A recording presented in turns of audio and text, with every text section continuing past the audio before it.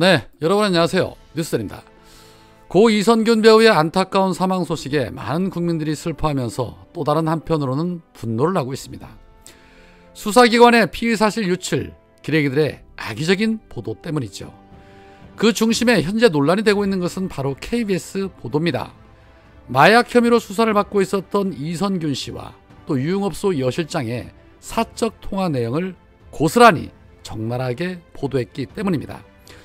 오죽하면 이 국힘당의 김병욱 의원도 KBS는 범죄 사실과 연관이 있다고 볼 수도 없는 내용을 방송을 해서 고인이 생을 지속할 수 없을 정도의 모멸감을 느끼게 했던 것이다.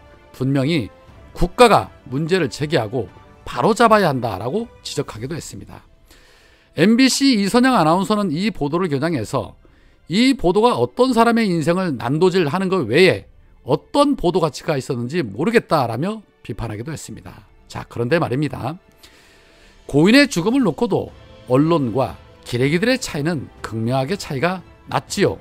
이에 최경영 기자는 페이스북을 통해 이렇게 말을 합니다. 배우 이선균 씨가 사망을 했다. 인터넷에 뜬 연합뉴스를 비롯한 한국 언론의 부고기사 제목은 마약 혐의 배우 이선균 숨진 채 발견, 마약 투약 혐의 배우 이선균 차량서 숨진 채 발견이 대부분인데, 세계 최대의 통신사 AP를 비롯한 미국 언론들의 보도 제목은 오스카상을 수상했던 기생충 배우 이선균 숨진 채 발견, 한국의 배우 영화 기생충의 스타 배우 이선균 48세 사망이라고 쓰고 있다. 산 사람에게도 막대했던 언론에게 죽은 자에 대한 예의를 요구하는 것은 무리겠지. 한 사람의 인생을 설사 그게 사실이라고 하더라도 마약 투약 딱 하나로 규정을 해버린다. 너무나 잔인하지 않냐. 정치도 언론도 다 함께 같이 살자고 하는 일 아니냐. 그게 사람을 죽음으로 내모는 흉기가 되어서는 안 되겠지. 이선균 배우의 명복을 빕니다 라고 말했습니다. 기레기라는 말도 사실 아깝죠. 그런데 이 와중에 TV조선은 유가족의 동의도 없었을 텐데 이선균 씨의 유서 일부를 공개하는 보도까지도 했습니다. 광고나 영화 위약금이 커서 미안하다라는 등의 내용인데 마치 돈 때문에 그러한 선택을 한 것처럼 보도를 하고 있었습니다. 그리고 도대체 저 유서 내용 어디서 발췌를 했을까요? 경찰의 도움 없이 저 내용을 TV조선이 어떻게 알 수 있었을까요? 조국 전 장관은 자신이 만든 형사사건 수사 공보준칙을 무너뜨린 한동훈 기사를 언급하며 이런 말을 합니다. 검찰개혁의 일환으로 이 규정을 만들었을 때 언론이 얼마나 날 비난했는지, 그리고 한동훈이 이 규정을 무력화시켰을 때 얼마나 찬양을 했는지 기억한다. 피의자에 대한 사회적 매장을 막는 재갈이 풀리자 수사기관과 언론은 신나서 날뛰었다. 그리고 또 비극이 발생했다. 배우 이선균 씨 관련 자극적 수사 정보를 계속 흘린 자들, 또 이를 받아쓰면서 희희낙낙한 기자들에게 저주 있으라 라는 아주 강력한 메시지를 냈습니다. 누구보다도 그 피해를 당해본 당사자이기에 더더욱더 분노할 수밖에 없는 것이죠. 바로 잡아야 할 일들 정말 너무 많습니다. 그런데 이 윤석열 정권 계속해서 더 많은 일들을 벌이고 있다는 겁니다.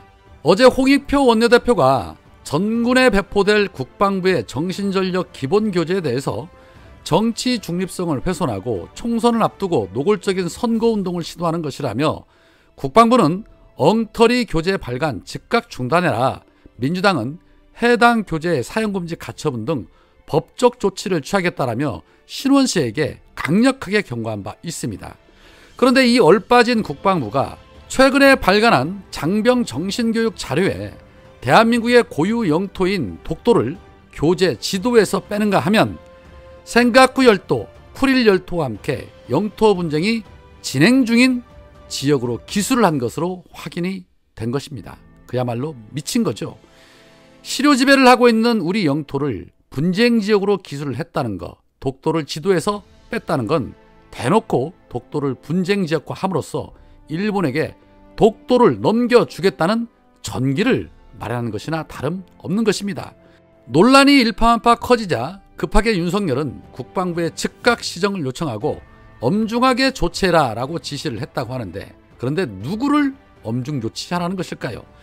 책임을 물어 신원식을 당장 보직 해임시켜야 할 당사자는 본인인데 말이죠. 남 얘기하듯이 하고 있습니다. 또 그러겠지요. 그런 걸로 장관 자르면 장관할 사람이 어디 있겠냐라고 말하면서 또 실무자 선에서 꼬리 자르게 하려고 하겠지요. 아니면 이것도 떨어진 지지율을 끌어올리기 위한 사전에 준비된 작전일 수도 있을 테고요.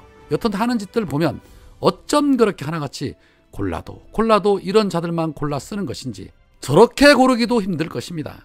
자, 한편 오늘 김건희 특검법과 55 클럽 특검법에 대한 표결이 있는 날입니다. 국힘당은 악법이라며 최후의 발악을 하고 있는 상태인데, 지금 보시는 저 사진처럼 국힘당은 과거 특검을 거부하는 자가 범인이다 라는 워딩을 저렇게 당당하게 내걸며 입에 거품을 물었었던 그런 자들입니다. 그런데 내로남불의 끝판이죠.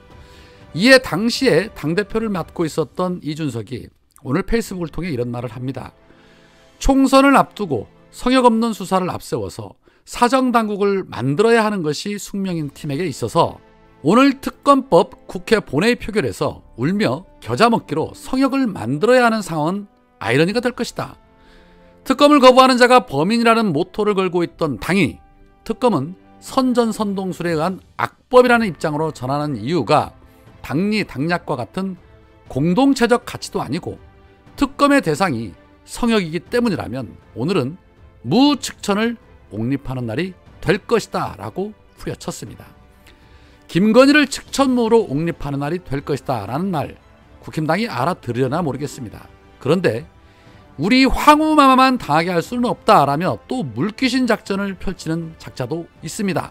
오늘 고발 전문 법세련 대표였던 이종배 현 서울시 의원이 서울중앙지검에 김정숙 여사에 대한 국고 손실 및 업무상 횡령, 배임, 직권 남용 권리행사 방해 등의 혐의로 고발장을 접수를 했습니다. 이종배는 민주당에서 김건희 여사를 마녀사냥, 인민재판하고 사실상 스토킹에 가까운 총선을 위한 특검한다는 것은 있을 수 없는 일이다. 김건희 여사를 특검해야 한다면 김정숙 여사도 100번 1000번 해야 하고 수사 받아야 한다. 그게 공정하고 형평에 맞다라고 입을 털었습니다. 밥값 하기 위해서 정말 무척이나 애쓰는 모습이 역력해 보입니다. 어디 한번 열심히 해보시기 바랍니다. 자, 한편 민주당의 진성준 의원이 이낙연의 최측근 남평우가 대장동의 최초 의혹 제보자라고 자백을 하자 사실관계가 재판을 통해서 다 가려지게 될 것이다. 무고한 사람에게 그런 의혹을 제기해서 수년간 시달리게 한 데 대해서는 도의적으로 마땅히 사과를 해야 되지 않겠느냐. 그리고 사과에 걸맞은 본인의 책임 있는 행위가 있다고 한다면 그게 무엇일지 예단하기는 어렵지만 상응하는 조치도 해야 한다라고 말했습니다.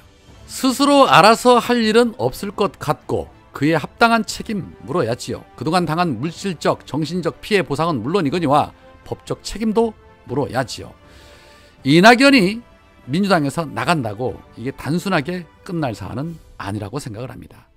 오늘은 여기까지입니다. 고맙습니다.